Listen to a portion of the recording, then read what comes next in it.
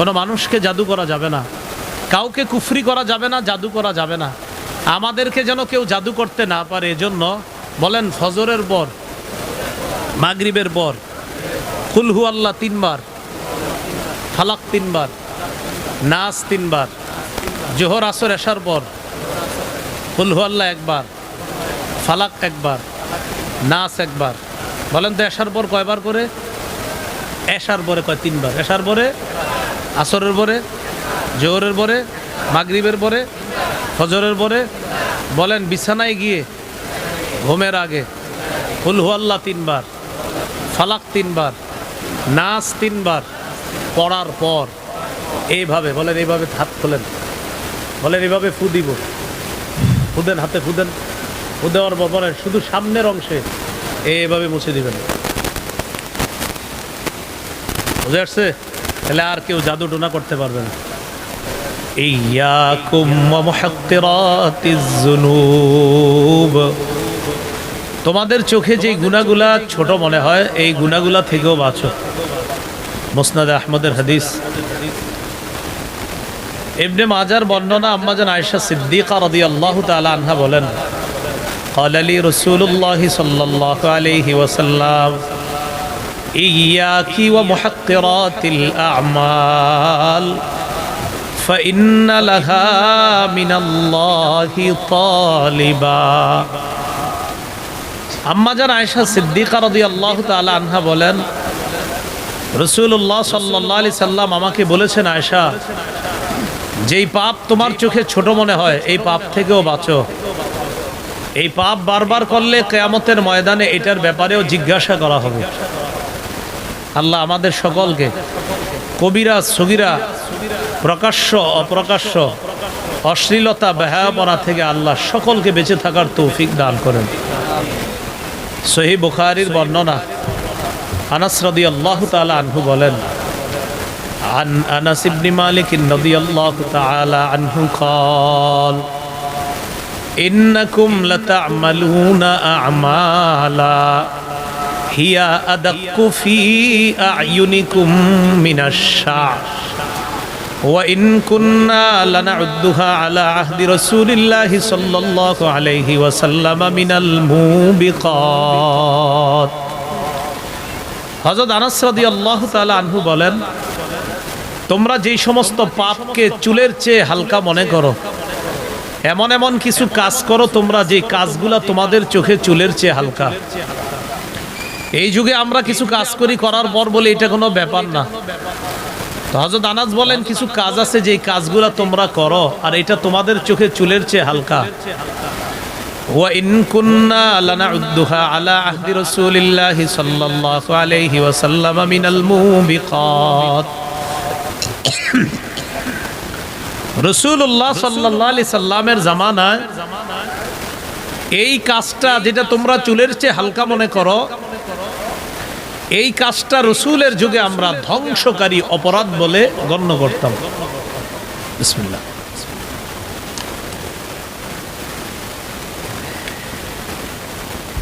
এই জায়গাটা একটু বোঝার আছে হাদিসটা। আচ্ছা আপনারা বলেন তো, হযরত আনাস এই কথাটা বলছি কি এই যুগে না ১৫০০ বছর আগে? মানে আল্লাহ রসুল বিদায় নিয়েছেন এর কিছুদিন পরে হযরত আনাস এই কথাটা বলছি যে তোমরা যেই কাজগুলাকে চুলের চেয়ে হালকা মনে করো, নবীর জামানায় এই কাজটাকে ধ্বংসকারী অপরাধ বলে গণ্য করতাম। তো নবীর জামানায় মানে নবী কিছুদিন আগে দুনিয়াতে ছিল, এর পরের জামানাই হযরত আনাসের জামানা, সাহাবীদের জামানা, যেটা খৈরুল কুরুন, শ্রেষ্ঠ যুগের একটা। ওই জামানায় তারা কোনো গুনাহ, আমাদের চেয়ে বড় কোনো গুনাহ কখনোই করতো না তারা। হযরত আনাস বলেন, যেটাকে তোমরা চুলের চেয়ে হালকা মনে করো এটাকে নবীর যুগে ধ্বংসকারী অপরাধ বলে সাব্যস্ত করতাম। এখন এখানে বুঝার বিষয় হলো ১৫০০ বছর আগে কোন গুনাহকে মানুষ যদি চুলের চেয়ে হালকা মনে করে, হযরত আনাস যদি ওই যুগে এমন কথা বলে থাকে, আমাদের গুনাহ যদি নবীর কোন সাহাবী দেখতেন তাহলে কি বলতেন? ওই যুগে এমন কথা বলছে, আমাদেরটা দেখলে আল্লাহ ভালো জানে আমাদের বিরুদ্ধে কি ফতোয়া দিত। আল্লাহ আমাদের সকলকে গুনাহ থেকে হেফাজত করেন। আরবের এক কবির একটা কবিতা বলি, অনুবাদটা আমার সাথে আপনারা একটু বলবেন। আরবের এক কবি বলেন, লা তাহকিরান্না সগীরা ইন্নাল জিবালা মিনাল হাসা। একটু অনুবাদটা বলি সবাই, চলেন। তুমি সগীরা গুনাহকে তুচ্ছ মনে করো না, মনে রেখো বড় বড় পাহাড় ছোট ছোট পাথর দিয়ে তৈরি। বলেন তো বড় পাহাড় কি দিয়ে তৈরি? তো কবি বলেন তুমি সগীরা গুনাহকে তুচ্ছ মনে করো না, বড় বড় পাহাড় ছোট ছোট পাথর দিয়ে তৈরি। সগীরা গুনাহ তুমি করতে করতে এই সগীরা বিশাল স্তূপ হবে, ওই স্তূপ তোমারে ধ্বংস করে ছাড়বে। ছোট ছোট পাথর একসাথে হয়ে বড় পাহাড় হয়, তোমার ছোট ছোট গুনাহগুলা একসাথে হয়ে যখন স্তূপ হয়ে যাবে, এই গুনাহ তোমারে ধ্বংস করে ছাড়বে। আজকের আলোচনার 6 নম্বর কথা, তিরমিজির বর্ণনা 2305 নম্বর হাদিস। এই হাদিসের বর্ণনাকারী আবু হুরায়রা রাদিয়াল্লাহু তাআলা عن أبي هريرة رضي الله تعالى عنه قال قال رسول الله صلى الله عليه وسلم من يأخذ عني هؤلاء الكلمات فيعمل بهن أو يعلم من يعمل بهن। নবী একদিন একটা ঘোষণা করলেন, কে আছো আমি এখন কিছু কথা বলবো, আমার কথাগুলা তোমরা গ্রহণ করবা, নিজেরা আমল করবা, অন্যকে শিখিয়ে দিবা তারাও যেন আমল করে। فقال أبو هريرة رضي الله تعالى عنه فقلت أنا يا رسول الله। আবু হুরায়রা রাদিয়াল্লাহু তাআলা আনহু বললেন, হুজুর আমি আছি, আমি আপনার কথাগুলো শুনবো, নিজে আমল করব, অন্যকে শিখাইয়া দিব তারা যেন আমল করে। এখন আমিও আপনাদের সামনে এই হাদিস শোনাবো এই শর্তে, এই হাদিস শোনার পর আপনারাও আমল করতে হবে, অন্যকে শিখাইতে হবে তারাও যেন আমল করে, কারণ এই হাদিস শোনানোর আগে এটা শর্ত। তা আপনারা কি এটা শুনবেন? ইনশাআল্লাহ। আমল করবেন? ইনশাআল্লাহ। অন্যকে শিখাই দিবেন তো? ইনশাআল্লাহ। ইনশাআল্লাহ। আবু হুরায়রা রাদিয়াল্লাহু তাআলা আনহু বলেন, ফাআখাযা বিয়াদি ফাআদ্দা খামসা। নবী আমার হাত ধরলেন, ধরার পর গুনে গুনে 5টি জিনিস আমাকে শিখিয়ে দিলেন। 1 নম্বর ইতুন আবাদান নাস। আবু হুরায়রা হারাম কাজ থেকে বাঁচো, হারাম কথা থেকে বাঁচো, সমস্ত হারাম থেকে বাঁচো। হারাম দ্বারা উদ্দেশ্য হারাম কথা, কর্ম, হারাম মজলিস, হারাম খাদ্য, হারাম উপার্জন, হারাম পোশাক ইত্যাদি থেকে বাঁচো। তাকুন আবাদান নাস। তুমি মানুষের মাঝে সবচাইতে আল্লাহর শ্রেষ্ঠ আবেদ, শ্রেষ্ঠ ওলি হিসাবে গণ্য হয়ে যাবে। আপনাদের এলাকার এক ব্যক্তি, যারা এলাকাবাসী এতটা গোনেন না, এলাকায় তার তেমন গ্রহণযোগ্যতা নাই, এলাকার কোনো মিটিং হইলে তাকে ডাকে না, ডাকলেও তার কথায় তেমন পাত্তা দেওয়া হয় না। কিন্তু এই লোকটা হারাম থেকে বাঁচে, হারাম খায় না, হারাম পোশাক পরিধান করে না, এই লোকটা হারাম কথা বলে না, হারাম কর্ম করে না। রসুলের ভাষা অনুযায়ী তাকে আপনাদের এলাকার মানুষ চেনক বা না চেনক, এই লোকটা পরিচিত হোক অথবা না হোক, এই লোকটা মানুষের মাঝে সর্বশ্রেষ্ঠ আবেদ বলে আল্লাহর কাছে গণ্য হয়ে যায়। 2 নম্বর, ওয়ারদ বিমা কাসামাল্লাহু লাকা তাকুন আগনান নাস। আল্লাহ তোমার জন্য যা বরাদ্দ করে রেখেছেন এতে তুমি সন্তুষ্ট হয়ে যাও, খুশি হয়ে যাও। তাকুন আগনান নাস, মনের দিক থেকে পৃথিবীর সর্বশ্রেষ্ঠ ধনী মানুষ হয়ে যাবে। এটা হলো 2 নাম্বার। আল্লাহ যা বরাদ্দ রাখছে জীবনে এটাতে খুশি থাকা। একটা আকীদার কথা মনে রাখবেন, একটু আমার সাথে বলেন, আমাদের জীবনে যা ঘটেছে এটা ঘটার ছিল, যা ঘটে নাই এটা ঘটার ছিল না। এই বিশ্বাস না করা পর্যন্ত ঈমানের প্রকৃত স্বাদ গ্রহণ করতে পারবো না। আবু দাউদের 4700 নম্বর হাদিসে আছে, উবাদা ইবনে সামিত রাদিয়াল্লাহু তাআলা তার ছেলেকে বলে, ইয়া বুনাইয়া ইন্নাকা লান তাজিদা তা'মা হাকীকাতিল ঈমান। হাত্তা তা'লামা আন্নামা আসাবাকা লাম ইয়াকুন লিউখতিআকা ওয়া মা আখতাআকা লাম ইয়াকুন লিউসিবাকা। উবাদা ইবনে সামিত তার সন্তানকে ডাক দিয়ে বলে, হে প্রিয় সন্তান, তুমি ততক্ষণ ঈমানের প্রকৃত স্বাদ গ্রহণ করতে পারবা না যতক্ষণ তোমার এই বিশ্বাস না হবে, যতক্ষণ তুমি এটা জানতে না পারবা তোমার জীবনে যা ঘটেছে, যা ঘটে গেছে, এটা না ঘটার ছিল না, এটা ঘটার ছিল তাই ঘটেছে। তোমার জীবনে যা ঘটে নাই, এটা ঘটার ছিল না তাই ঘটে নাই। এই বিশ্বাস না করা পর্যন্ত তুমি ঈমানের প্রকৃত স্বাদ গ্রহণ করতে পারবা না। আবু হুরায়রাকে কয় কথা নবী শিখাইতেছে? বলেন, 2 নাম্বার যেটা ছিল, ওয়ারদ বিমা কাসামাল্লাহু লাকা তাকুন আগনান নাস। তোমার জীবনে আল্লাহ যা বরাদ্দ করে দিয়েছে এতে তুমি খুশি হয়ে যাও, তুমি সন্তুষ্ট থাকো, মনের দিক থেকে তুমি সবচেয়ে ধনী মানুষ হয়ে যাবা। এজন্য মনে রাখবেন, জীবনে যদি 3টা গুণ অর্জন করতে পারেন, দুনিয়ার সমস্ত সফলতা আপনার কাছে এসে ধরা দিবে। কয়টা গুণ? সালাসুন ইউদরিকু বিহিন্নাল আবদু রাগাইবাদ দুনিয়া। 3টি গুণের মাধ্যমে মানুষ পৃথিবীর সমস্ত সফলতা অর্জন করতে পারে। 1 নম্বর, আদ-দুআউ ফির রাখা। সুখের সময় বেশি বেশি দোয়া করা।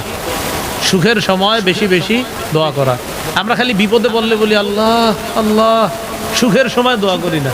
জ্বর হইলে দেখবেন বলে আল্লাহ মাফ করো, আল্লাহ মাফ করো। সুখে আছে যখন, তখন আল্লাহরে ডাকে না। তো সুখের সময় বেশি বেশি আল্লাহর কাছে দোয়া করা। 2 নাম্বার, ওয়াস-সাবরু ফিল বালা। বিপদে ধৈর্য ধারণ করা। 3 নাম্বার, ওয়ার-রিযা বিল কাযা। আল্লাহর ফয়সালায় সন্তুষ্ট থাকা। এই 3টা গুণ অর্জন করা। যাই হোক, নবী কয় কথা শিখাইতেছে? 5টা। 1 নাম্বার, হারাম থেকে বাঁচো, তুমি শ্রেষ্ঠ আবেদ হবা। 2 নাম্বার, আল্লাহ যা বরাদ্দ করেছে এটাতে সন্তুষ্ট থাকো, মনের দিক থেকে সবচেয়ে ধনী মানুষ হয়ে যাবা। 3 নাম্বার, ওয়া আহসিন ইলা জারিকা তাকুন মুমিনা। তুমি প্রতিবেশীর সাথে উত্তম আচরণ করো, খাঁটি ইমানদার হয়ে যাবা। 4 নাম্বার, ওয়া আহিব্বা লিন্নাস মা তুহিব্বু লিনাফসিকা তাকুন মুসলিমা। তুমি নিজের জন্য যা পছন্দ করো, মানুষের জন্য সেটা পছন্দ করবা, খাঁটি মুসলমান হয়ে যাবা। নিজের জন্য যা পছন্দ করো, মুসলমানের জন্য, মুমিনের জন্য, অন্যের জন্য সেটা পছন্দ করবা, খাঁটি মুসলমান হবা। রাস্তা দিয়ে হাঁটতেছেন, পায়ের নিচে একটা ইটের টুকরা লাগছে, কলার ছিলকা লাগছে, কষ্টদায়ক কোনো বস্তু আপনার পায়ে বিদ্ধ হয়েছে। আপনি এই নিয়ত করে সরায়া দিলেন, আমার কোনো মুসলমান ভাই এই ইটের টুকরার আঘাতে তার পাটা আঘাতপ্রাপ্ত হতে পারে, আমার কোনো মুসলমান ভাইয়ের পায়ে এই ইটের টুকরাটা বিদ্ধ হতে পারে, কাটা অথবা কলার ছিলকায় আমার কোনো মুসলমান ভাই এখানে পিছলে পড়ে যেতে পারে। এই নিয়তে আপনি কলার ছিলকা, কাটা টুকরা অথবা ইটের টুকরা বা কষ্টদায়ক কোনো বস্তু সরায়া দিলেন। বুখারীর বর্ণনা, গফিরা লাহু মা তাকাদ্দামা মিন যামবি, তার আগের সব গুনাহগুলো মাফ হয়ে যাবে। তো 4 নাম্বার, ওয়া আহিব্বা লিন্নাস মা তুহিব্বু লিনাফসিকা তাকুন মুসলিমা। তুমি নিজের জন্য যা পছন্দ করো, মানুষের জন্য তা পছন্দ করবা, খাঁটি মুসলমান হয়ে যাবা। 5 নাম্বার, ওয়ালা তুকসিরিদ দিহকা ফাইন্না কাসরাতাদ দিহকি তুমিতুল কলবা। আবু হুরায়রা, বেশি হাসবা না, বেশি হাসি অন্তর মৃত বানায়া দেয়। অধিক পরিমাণে হাসবা না, বেশি হাসি অন্তরকে মৃত বানিয়ে দেয়। আল্লাহ আমাদের সকলকে এই 5টি উপদেশ আমাদের জীবনে বাস্তবায়ন যেন করতে পারি, অন্যদেরকে যেন আমরা শিখিয়ে দিতে পারি, আল্লাহ তৌফিক দান করেন। তাহলে 1 নাম্বার, হারাম কাজ থেকে বাঁচা। 2 নাম্বার, আল্লাহর ফয়সালা মেনে নেওয়া। 3 নাম্বার, প্রতিবেশীর সাথে উত্তম আচরণ করা। 4 নাম্বার, নিজের জন্য যা পছন্দ অপরের জন্য তা পছন্দ করা। 5 নাম্বার, অধিক পরিমাণে না হাসা, অধিক পরিমাণে হাসলে অন্তরকে মৃত বানিয়ে দেয়। আল্লাহ আমাদের সকলকে, এই হাদিস থেকে আমাদের মূল উদ্দেশ্য হলো হারাম থেকে বাঁচা। আল্লাহ আমাদের সকলকে হারাম কর্মকাণ্ড, কথাবার্তা, খাদ্য ইত্যাদি থেকে বেঁচে থেকে শ্রেষ্ঠ আবেদ হওয়ার তৌফিক দান করেন। এ হলো আজকের আলোচনার 6 নম্বর কথা। আজকের আলোচনার 7 নম্বর কথা, রাসূলুল্লাহ সাল্লাল্লাহু আলাইহি সাল্লাম বলেন 7টি অপরাধ থেকে বাঁচো, যে 7 অপরাধ তোমাদেরকে ধ্বংস করে দিবে। বলেন কয় অপরাধ ধ্বংস করবে? 7টা। সহিহ বুখারীর বর্ণনা 2766 নম্বর হাদিস। ক্বালা রাসূলুল্লাহ সাল্লাল্লাহু আলাইহি ওয়াসাল্লাম ইজতানিবুস সাবআল মুবিকাত, তোমরা 7টি ধ্বংসাত্মক অপরাধ থেকে বাঁচো। ক্বালু ওয়া মা হুন্না ইয়া রাসূলুল্লাহ, সাহাবীরা প্রশ্ন করলেন এই 7টি অপরাধ কি? নবী বললেন 1 নাম্বার শিরকু বিল্লাহ, আল্লাহর সাথে শিরিক করা। বলেন তো 1 নাম্বার অপরাধ কি? আমার সাথে বলেন, জীবনে কিছু করি আর না করি শিরিক যেন না করি। বলেন জীবনে কিছু করি আর না করি, কি যেন না করি? শিরিক করা যাবে না। সহিহ বুখারীর 1237 নম্বর হাদিসের বর্ণনা। জিবরিল আমিন রাসূল সাল্লাল্লাহু আলাইহি সাল্লামকে বলেন, বাশশির উম্মাতাকা আন্নাহু মান মাতা মিন উম্মাতিক লা ইউশরিকু বিল্লাহি শাইআ দাখালাল জান্নাহ। নবী আপনি আপনার উম্মতকে সুসংবাদ দেন, আপনার উম্মত যদি এমন অবস্থায় মারা যায় যে সে শিরিক করে নাই, পিওর ঈমান সরিষার দানা পরিমাণও যদি হয়, একদিন সে জান্নাতে প্রবেশ করবে। তাহলে বলেন তো জীবনে কিছু করি আর না করি, ভুলেও যেন কি না করি। আল্লাহ আমাদেরকে হেফাজত করে। কয় অপরাধ ধ্বংস করে? 1 নাম্বার শিরিক করা। 2 নম্বর ওয়াসসিহরু, জাদু করা। জাদু করা এটা করবেন না। কোনো পরিবারকে জাদু করবেন না, কোনো মানুষকে জাদু করা যাবে না, কাউকে কুফরি করা যাবে না, জাদু করা যাবে না। আমাদেরকে যেন কেউ জাদু করতে না পারে, এজন্য বলেন ফজরের পর, মাগরিবের পর কুল হু আল্লাহ 3 বার, ফালাক 3 বার, নাস 3 বার, জোহর আসর এশার পর কুল হু আল্লাহ 1 বার, ফালাক 1 বার, নাস 1 বার। বলেন তো এশার পর কয়বার করে? এশার পরে কয়? 3 বার। এশার পরে, আসরের পরে, জোহরের পরে, মাগরিবের পরে, ফজরের পরে। বলেন বিছানায় গিয়ে ঘুমের আগে কুল হু আল্লাহ 3 বার, ফালাক 3 বার, নাস 3 বার পড়ার পর এইভাবে বলেন, এইভাবে হাত খোলেন, বলেন এইভাবে ফু দিব, ফুদেন, হাতে ফুদেন, ফু দেওয়ার পর বলেন শুধু সামনের অংশে এইভাবে মুছে দিবেন। বুঝে আসছে? তাহলে আর কেউ জাদু টোনা করতে পারবে না। এই আমলটা সবাই করবেন ইনশাল্লাহ। বলেন খাবার খেতে ভুলে গেল, এই আমলটি ভুল করবো না। আপনাদের সাথে কখনো দেখা হইলে আমি জিজ্ঞাসা করবো আপনারা কেউ আমলটা করছেন? বলবেন জি জি। যদি বলি খাইছেন, বলবেন ভুলে গেছি। খানার কথা বলবেন মনে নেই, আমলটা জিজ্ঞেস করলে বলবেন মনে আছে। বলেন ইনশাআল্লাহ। তাহলে কয়টা অপরাধ ধ্বংস করে? 1 নাম্বার শিরিক, 2 নাম্বার সেহের জাদু, 3 নাম্বার ওয়াকাতলুন নাফসিল্লাতী হারামাল্লাহু ইল্লা বিল হক, অন্যায়ভাবে কাউকে হত্যা করা। অন্যায়ভাবে কোনো পশু পাখিকেও আমরা হত্যা করব না। একটা চড়ুই পাখি গাছে বসে রয়েছে, এটার ইট মাইরা ফেলেন না, গুলি করে মাইরা ফেলবেন না, গুলাল মাইরা ফেলবেন না। নাসাইর বর্ণনা, ক্বালা রাসূলুল্লাহ সাল্লাল্লাহু আলাইহি ওয়াসাল্লাম মান কাতালা উসফুরান আবাসা আজ্জা ইলাল্লাহি ইয়াউমাল কিয়ামাহ, কেউ যদি একটা চড়ুই পাখিকে অনর্থক হত্যা করে, এই চড়ুই পাখি কিয়ামতের ময়দানে আল্লাহর কাছে মামলা করবে। আল্লাহকে বলবে ইন্না ফুলানান কাতালানি আবাসা, আল্লাহ ওমকে আমাকে অনর্থক হত্যা করেছে। ওয়ালাম ইয়াকতুলনি লিমানফাআ, আমাকে কোনো উপকারে হত্যা করে নাই। সে যদি আমাকে বিসমিল্লাহ বলে জবাই করে খাইতো ঠিক ছিল, কারণ আমাকে তার জন্য হালাল বানাইছেন। বাবুদ সে এটা করে নাই, আমি গাছে বসা ছিলাম, অমুক জায়গায় বসা ছিলাম, আমারে সে অন্যায়ভাবে হত্যা করছে, আমার কোনো অপরাধ ছিল না। তাহলে পশু পাখিকে অন্যায়ভাবে হত্যা করা যদি হারাম হয়, মানুষ হত্যা করা কি? আর কোনো মুমিনকে হত্যা করা? আল্লাহ আমাদেরকে হেফাজত করেন। 4 নাম্বার অপরাধের কথা কি বলবো? সম্ভবত আপনাদের এলাকায় নাই, বাকি আমি বলে যাই যদি থাকে ভবিষ্যতে ইনশাআল্লাহ এই অপরাধ থেকে আমরা সবাই মিলে আমাদের এই সমাজকে আমরা মুক্ত করব। বলেন ইনশাআল্লাহ। তাহলে বলি, হ্যাঁ, ওয়া আকলুর রিবা, সুদ খাওয়া। কি খাওয়া?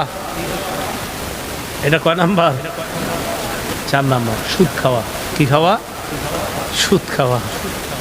বলেন সুদ নিব না, সুদ দিব না, সুদের কারবার লেখব না, সুদের সাক্ষী হব না, আবার সুদ দিব না, সুদ নিব না, সুদের কারবার লেখব না, সুদের সাক্ষী হব না।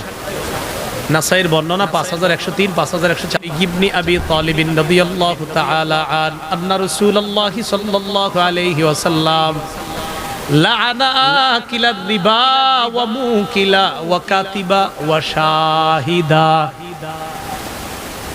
লাআনা আকিলার রিবা, যে সুদ খায়, ওয়া মুকিলা, যে সুদ দেয়, ওয়া কাতিবা, যে সুদের কারবার লেখে, ওয়া শাহিদা, যে সুদের সাক্ষী দেয়।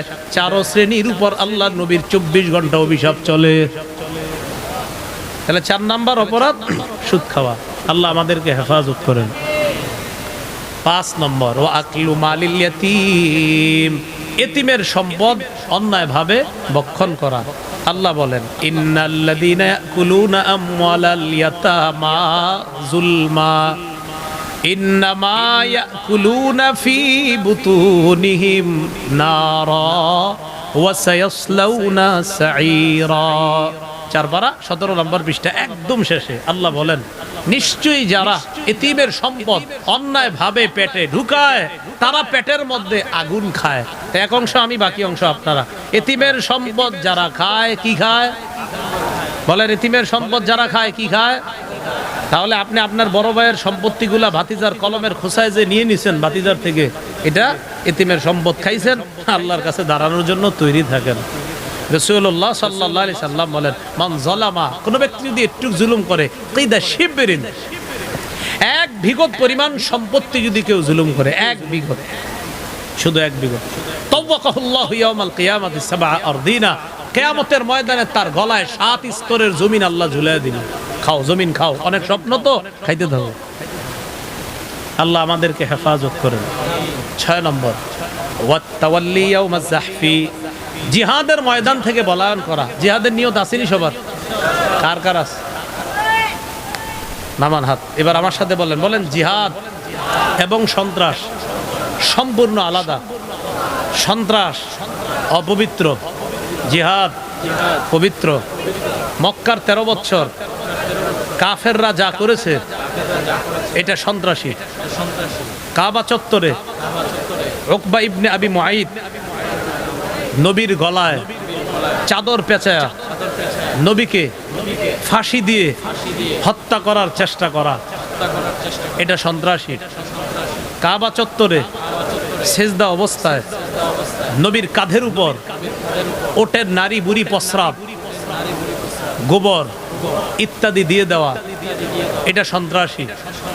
আবু বকর সিদ্দিক, বেলাল, আম্মার, ইয়াসির, সুমাইয়া, খাব্বাব, তাদের উপর জুলুম নির্যাতন করাটা ছিল সন্ত্রাসী কর্মকাণ্ড। এভাবে সন্ত্রাসী কাজ চললো, বলেন 13 বছর। এই সন্ত্রাসকে প্রতিহত করার জন্য সূরা হজের 39 নম্বর আয়াতের মাধ্যমে জিহাদের বিধান আল্লাহ দিয়েছেন। এমনি আমরা না বুঝানোর কারণে পাবলিক বিষয়টা বুঝতে চায় না। জিহাদ শুনলে মুসলমান কয় ইন্না লিল্লাহ, কি কয়? সন্ত্রাসী কর্মকাণ্ড যে 13 বছর করলো, ইসলাম বিদ্বেষীরা দেখবেন নবীর 10 বছরের মদিনার জিন্দিগিটা খালি বলে। আপনি বলবেন, প্রিয় ভাইয়া, নাস্তিক ভাইয়া, আগে 13 বছরের জীবনীটা বলেন। কারণ 13 বছর যা করছে সব তো এখন দুস্তরা করছে, সন্ত্রাসী কর্মকাণ্ড করছে, এটা বলবে না।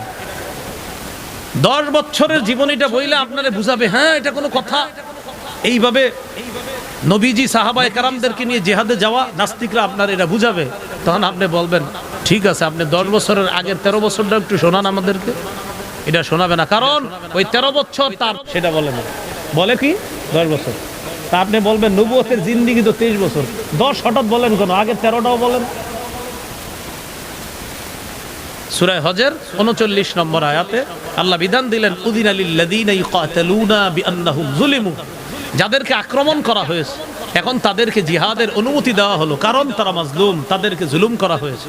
ওয়া ইন্নাল্লাহা আলা নাসরিহিম লাকাদির, আল্লাহ তাদেরকে সাহায্য করতে সক্ষম।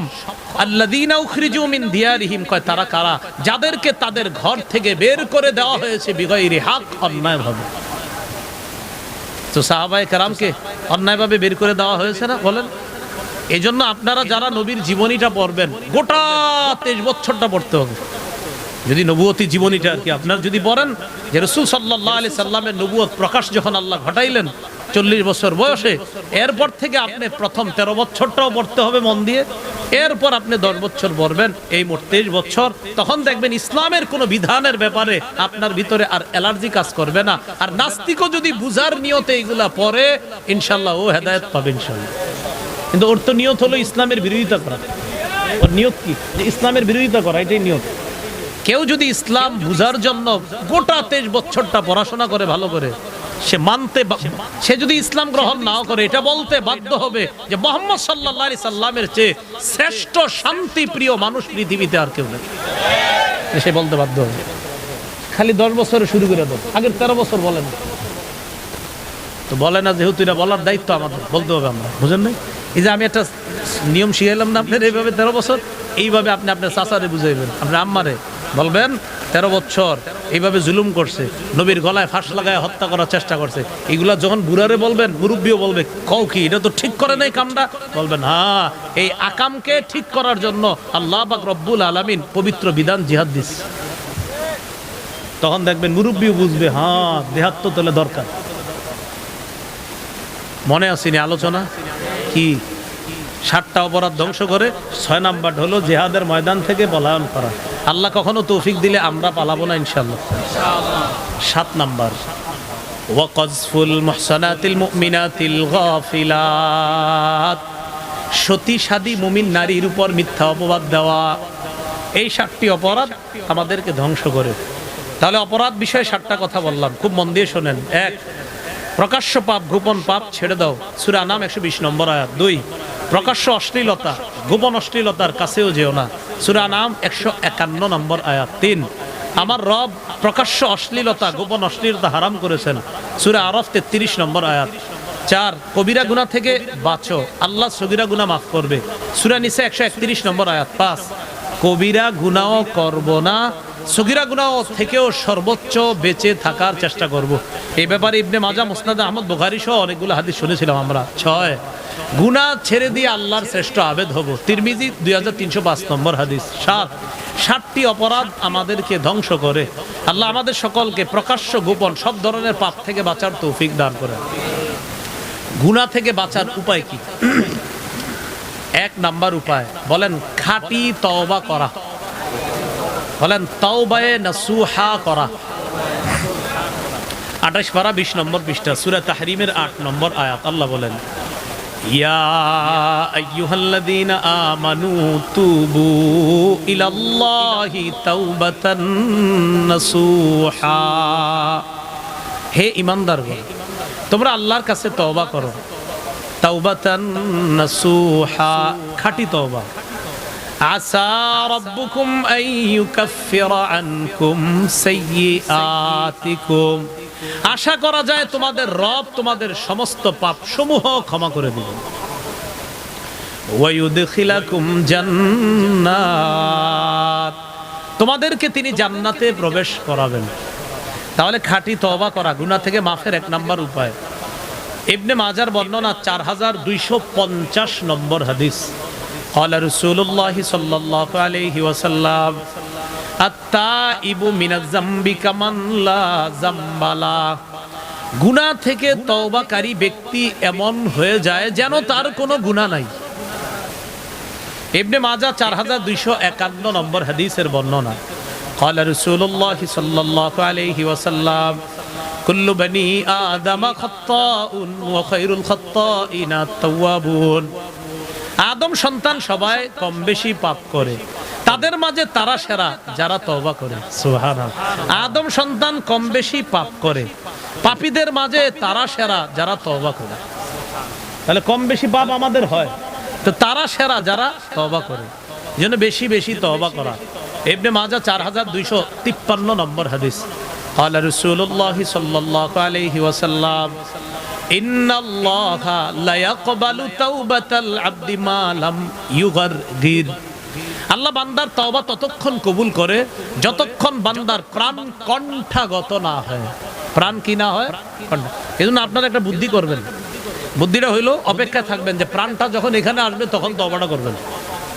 কি বলেন? আমাদের কি জানা আছে কবে প্রাণ এখানে আসবে? তাহলে তওবা ইনশাআল্লাহ আগামীকাল করব। বলেন এখন। এই জন্য তওবা দেরি করতে নেই, 5 মিনিট পরেও না, এখনই। এই জন্য মনে মনে সবাই তওবা করে নেন, বাস তওবা হয়ে যাবে। কারণ ইবনে মাজার 4252 নম্বর হাদিসে আসছে, নাদামু আত-তাওবা।